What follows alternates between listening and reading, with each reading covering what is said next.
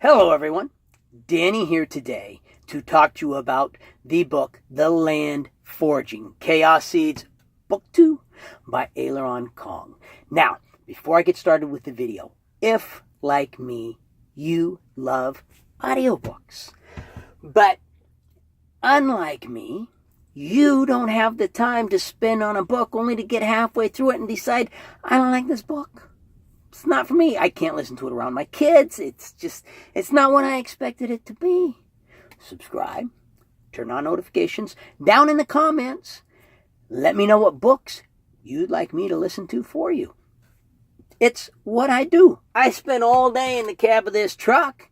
I've got nothing better to do than to listen to audiobooks. Now, to the book. This, as I said, is book 2 of the Chaos Seeds series. It's not a trilogy or anything like that. It is a series. Book 1 was a book that I really enjoyed, even though I'm not a role-playing game person. I've never played a role-playing game. And this is what is known as a lit RPG, which means that it's a fantasy book based off of role-playing games. Role-playing games. Yeah, based off of role-playing games. However, I really enjoyed the first book, and I enjoyed the second book a whole lot more. A couple of reasons for that. One, I think I understand how all of the leveling up works together better than I did in the first book. It's like listening to a mystery book where you don't know who did it. You're not even 100% sure you know how the crime was committed. And so you're listening to the book to figure out who did it, how the crime was committed. It does not, in any way, shape, or form, detract from your enjoyment of the book. It adds to the enjoyment of the book. And that's what all of the leveling up... I'm going to get a drink of water here real quick. Sorry. That is what all of the leveling up did, as I started to understand better how the components work together. Mana doesn't operate by itself. It gets boost from your health, from your experience, from your stamina, from all this different kinds of stuff that comes into play. And I'm starting to get a better idea of how that goes. In the first book, when they're going through his stats, I just kind of zone out. I didn't really understand it, so I kind of zoned that out. Now in the second book, I find myself paying attention. Okay, he's leveled up there. He's improved. Oh, that caused him to level up there.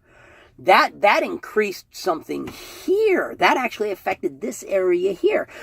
He shoots an arrow at one point in the story, and he's shocked at how much damage the arrow does. And he goes through and they start doing the math on why that arrow was. So it's got a base of this times a 1.5% boost for this, times a 10% boost for this, times a 2%. And I'm thinking, you do that much math when you play this game? I'm assuming that if they do this much math in the book, they do that much math when they play the games. I love math.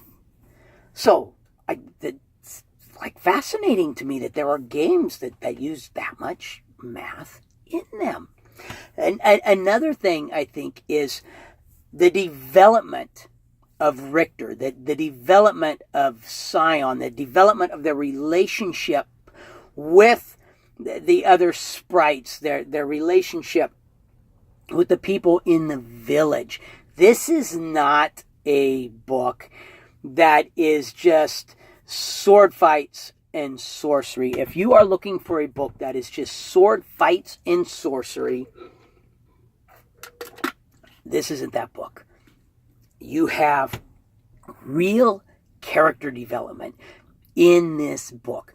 You have Richter, who is this young man that gets pulled into the game. And in the first book, he becomes the Lord of the Mist Village, Mist Village Mafia. He becomes the Lord of the Mist Village. And he goes out into the world and he recruits people and convinces them to come back to his home. And you can see in the first book that he is someone who really enjoys leveling up. He enjoys getting gold and getting treasure. When he's allowed to get gold and treasure, he gets really super excited. But you can also see that he's a good guy. He's someone who cares about other people. Well, in book 2, that gets fleshed out even more. In the beginning of the book, he has a selfish moment, and it costs the lives of some of his villagers. And he doesn't just go, oh, well, I'm eternal. They're not. They're my villagers. They're here to serve me. Screw them. No. He feels horrible. He confesses to the village what happened, why their people died. He asks for their forgiveness. They give him their forgiveness. He learns and is a better leader because of that mistake. There are a couple of times in the book where he's allowed to make a choice. You know, at one point he has, I think it was 6 warriors and like a king or a queen, or the equivalent of a king and a queen, and he gets to pick one skill from any of them, and he will get 100% of whatever skill they've got. And he's going through discovering what their skills are: master horseback rider, master sword fighter, master archer, master, just really cool stuff that you'd be going, yeah, one guy's good enough with a staff that he can take on like a whole army by himself with just a staff, right? I mean, come on. I'd be so badass and boss if I was that good with a staff, right? But then he hits on a skill that he knows will be vitally important for the growth and benefit of his village versus something that would be really cool for him. That's what he picks. It's the one that will benefit his village. And he does that time and time again in this book. Hey, I've got to make a choice between what's going to benefit me and what's going to benefit my people and my village. And they are his people. They are his village. He's understanding leadership enough to know that he's got to put himself on the back burner and put his people in front of him. That you get that character development in this book. Scion, his best friend, goes on a mystery quest. And, when you think of quests, you think of finding your way through dungeons with traps and snares and battling skeletons and necromancers and, sorry, my throat's quite dry today, different things like that.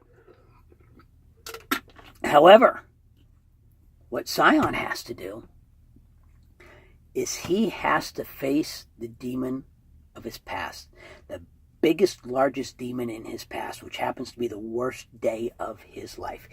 He has to face that time and time and time again until he comes to grips with it and until he finds peace with what happened on that day, so that then he can move forward and leave that day behind him and start to heal and recover from it.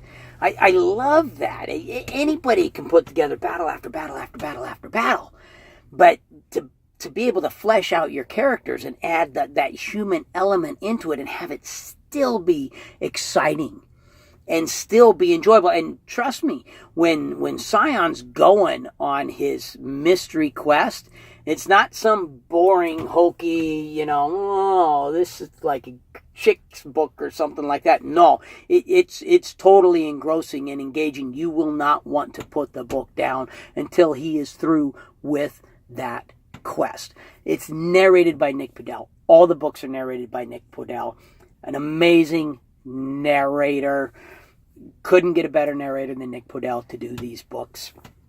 I would not listen to these books around children. These books are definitely designed for adults. You have a little bit, not a lot, but a little bit of coarse language. You've got a little bit of coarse joking in it. It's really not a lot. It's normal for what you would expect from someone of his age in today's world. And his friends are starting to learn some of it. You do have, and I love this, Richter is constantly making jokes that are based on modern day movies and catchphrases and pop culture kinds of stuff. My favorite out of everything that he did in this book was, "Never go against a Sicilian when there's death on the line." And if you don't know what movie that's from, it's not because I'm a terrible actor. I feel very sorry for you if you don't know what movie that is from. It's one of my all-time favorite movies. He does that. It confuses his friends. And it's kind of fun when he'll do some of those and go, I know what that's from. Some of them you go, I didn't know what that was from. I'm going to have to see if I can figure out what that one's from. There's back to it being a book for adults. I kind of got off on a little rabbit trail there. Sorry. But back to this being a book for adults. There's a scene where they battle this demon that is a version of a necromancer and kind of a succubus put together. Only, succubuses are demons that seduce the living, right? Well, this is a necromantic demon that raises the dead and then seduces the zombie corpses, kind of a thing.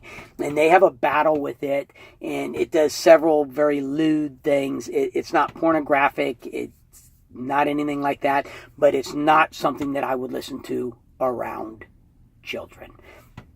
If you like this video, please hit the like button. If you like my channel, subscribe. Turn on notifications. If you have any questions, comments, or feedback, put them in the comments. That includes any books you'd like my views on.